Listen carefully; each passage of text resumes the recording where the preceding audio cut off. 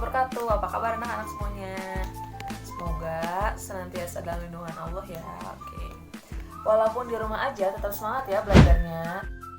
Sebelum kita mulai belajar hari ini, alangkah baiknya kita berdoa terlebih dahulu. Semoga Allah senantiasa memberikan ilmu yang bermanfaat kepada kita. Oke. Berdoa masing-masing dipersilahkan.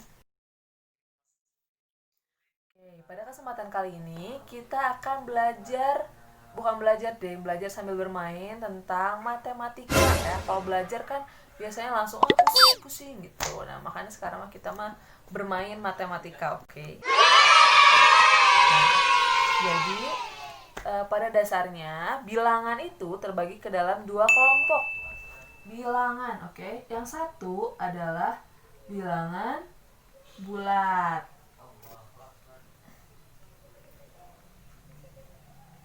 Dan yang lainnya adalah bilangan pecahan.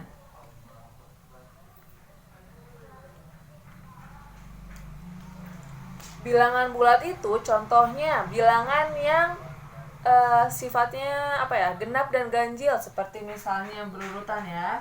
0, 1, 2, 3, 4 dan seterusnya.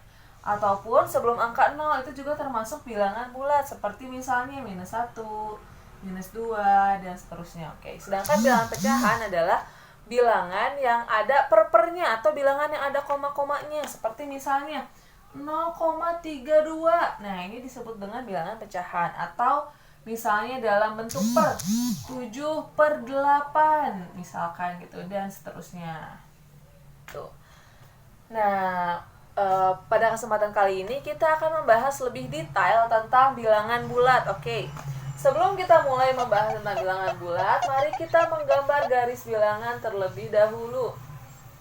Ya, garis bilangan. Misalnya kita gambarkan garis bilangan sebagai berikut. Nih gitu ya.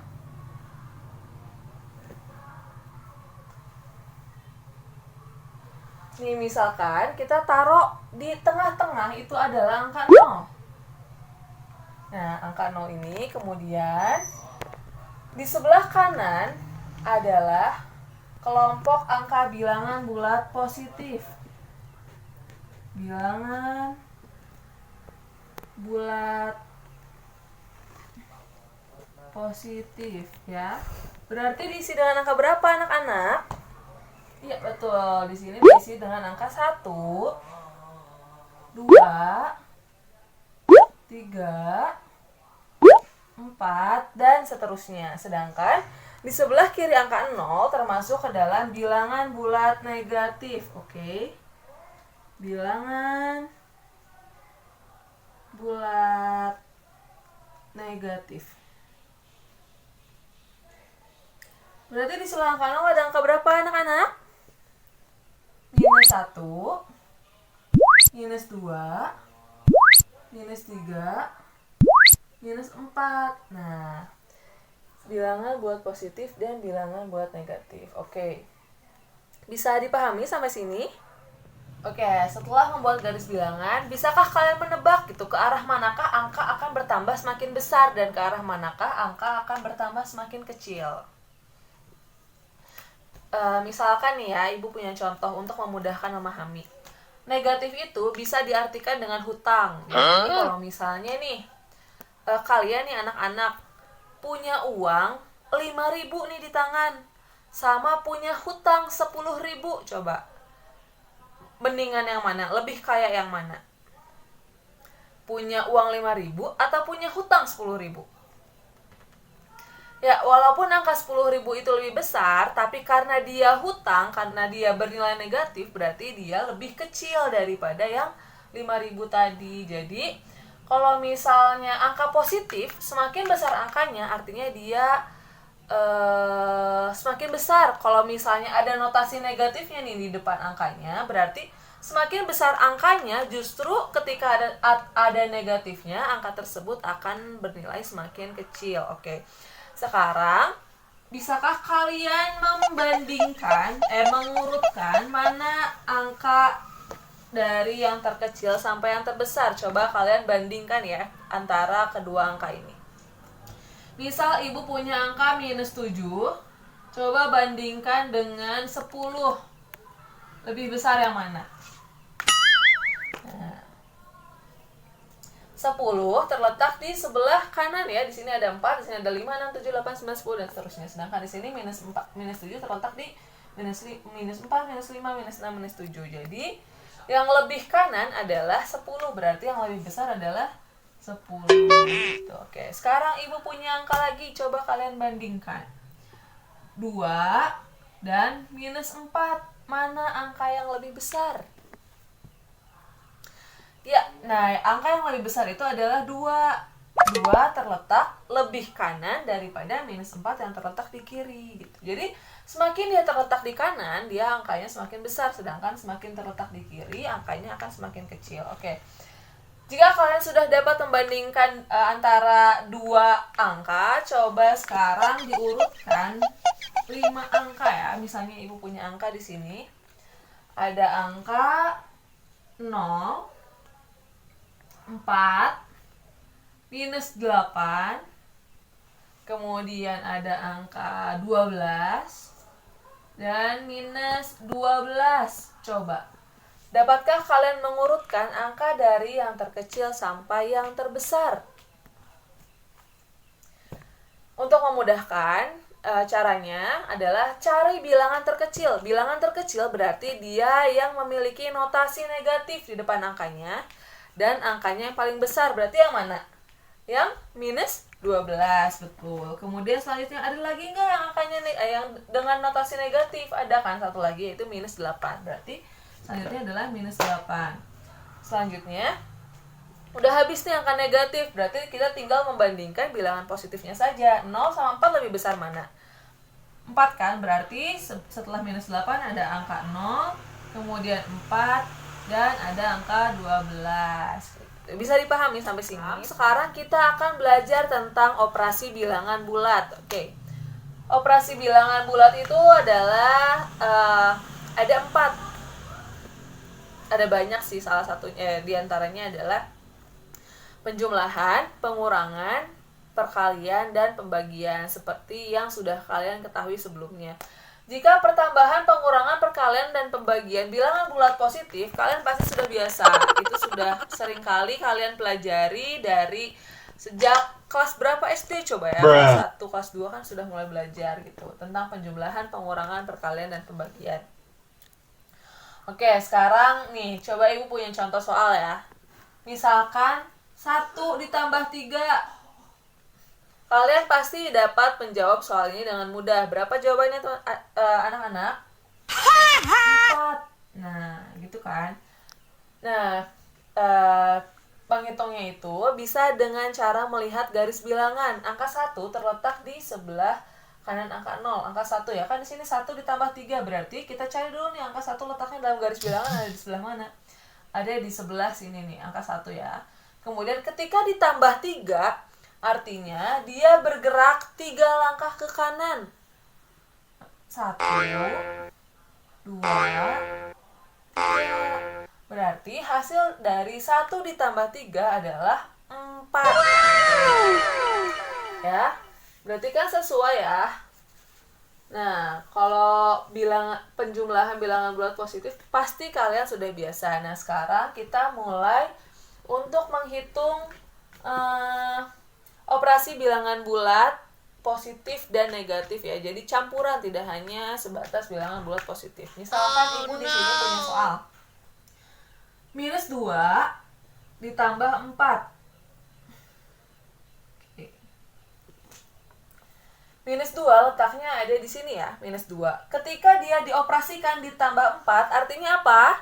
Artinya dia bergerak 4 langkah ke arah kanan. Oke, berarti dari sini ya, -2, dari -2 ditambah 4, berarti bergerak 4 langkah. 1, 2, 3, 4. Berarti jawabannya -2 ditambah 4 adalah 2. Betul sekali. Kemudian selanjutnya, misalkan ada soalnya misalkan 3 dikurangi 7 misalkan. 3 letaknya di mana? Ada di sebelah sini. Ketika dia dikurangi 7, artinya dia bergerak ke sebelah kiri. Kalau misalnya di jumlah tadi bergeraknya ke kanan, kalau misalnya dikurang, dia bergeraknya ke kiri. Berarti dia bergerak sebanyak 7 langkah ke kiri. Oke, angka 3 ada di sini ya. 1, 2, 3, 4, 5, 6, 7. Artinya adalah 3 dikurangi 7 adalah minus 4. Betul. Bisa dipahami sampai sini? Sekarang penjumlahannya, pengurangan ya, tentang pengurangan. Misalkan ibu punya angka di sini minus 2 dikurangi minus 2. Gimana coba cara jawabnya? Oke, minus 2 terletak di sini nih, minus 2 ya di sini. Ketika dia dikurangi kan, dia seharusnya bergerak ke sebelah kiri. Tapi kemudian dia ketemu lagi angka negatif. Artinya adalah ketika dia mau bergerak ke kiri, ternyata ada angka negatif lagi, dia jadi bergerak ke kanan. Jadi dia melangkah 2 langkah ke arah kanan. 1, 2. Jadi jawabannya adalah 0.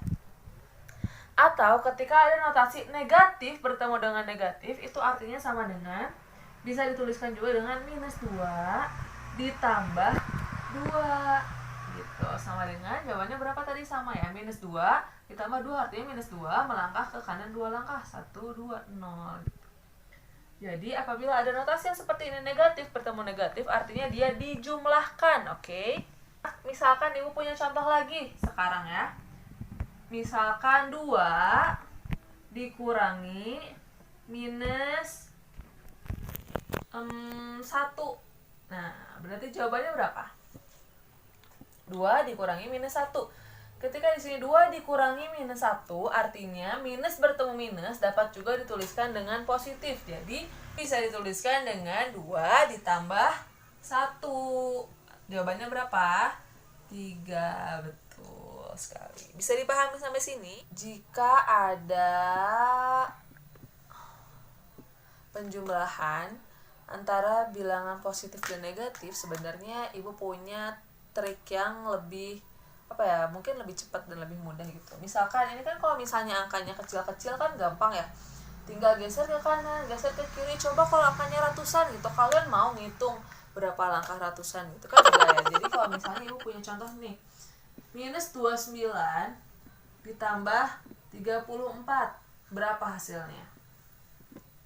Kan sulit jika misalkan kita mencari garis bilangan angka minus 29 ada di mana. Kan ribet gitu kalau misalnya harus gambarin dulu garis bilangan sampai minus 29 dan positif 34. Jadi cara ngebandinginnya adalah, karena yang satu notasinya negatif dan yang satu positif, kita tinggal mengurangkan antara kedua. Berapa sih selisih antara dua angka ini? Berarti kan cari angka yang terbesar berapa. Jangan dulu dilihat notasinya, kita cari dulu angka yang terbesar. Misalkan angka yang terbesar adalah 34. Berarti 34 dikurangi 29 berapa jawabannya? 5 kan?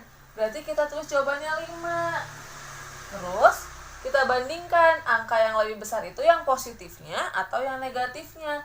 Jika angka yang negatifnya lebih besar, artinya dia jawabannya akan negatif 5. Dan jika angka positifnya yang lebih besar, dia jawabannya positif 5.